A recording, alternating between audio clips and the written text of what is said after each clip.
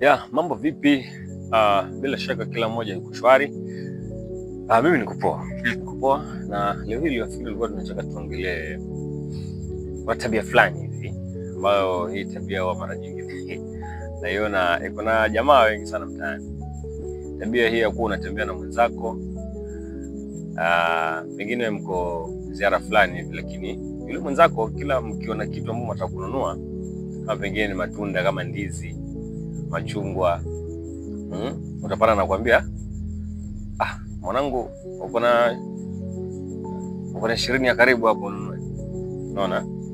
Sasa unatoa 20 yako unanunua. Pige misele, mtembee. Wengine mmetoka kama Kwale hivi, fika kama Kombani pale mmeshuka. Umeona ndizi au umeona embe, anakuambia, bro, una 20 hapa karibu, ununue embe. Unatoa.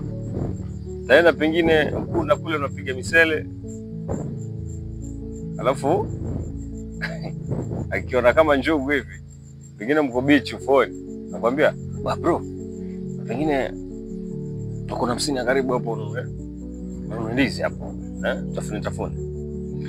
Sasa mimi wanashangaa kwa sababu hii tabia unajua iko na washikaji wengi sana. Iko na washikaji wengi. Sio washikaji, hata pia mademu, hata wazee pia. Sasa sometimes unashangaa.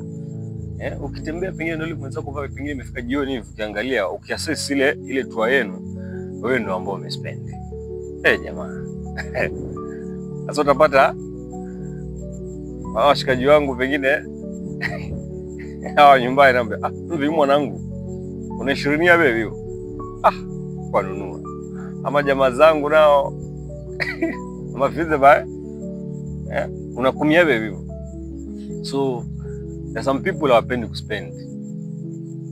Hii tabia sio fresh.